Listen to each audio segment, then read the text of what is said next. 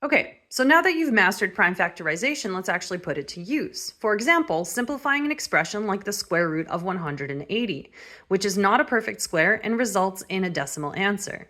Simplifying a square root expression or a radical is like simplifying fractions. We always want to make sure we leave our answers in the simplest form.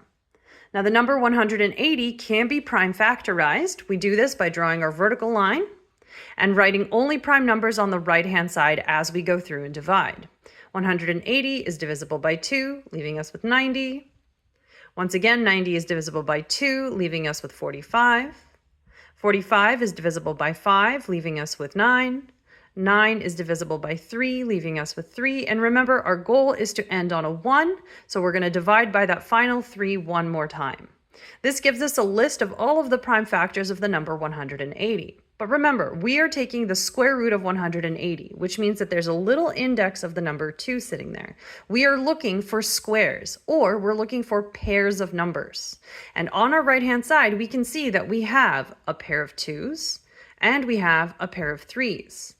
For every pair that you can see inside of the prime factors, that number gets to go on the outside as a single entity. For example, for a pair of 2s, we're going to put a single 2 on the outside of the radical. For a pair of 3s, we're going to put a single 3 on the outside of the radical. The 5, however, does not get paired up and it stays in the house. So our final expression can be written as 2 times 3 times the square root of 5. We're going to clean this up a little bit, take away the multiplication symbols, and complete the math calculations. 2 times 3 is 6, and the square root of 5 can be written directly beside it with the assumption that the 2 are being multiplied. And that is how you prime factorize in order to simplify a radical expression.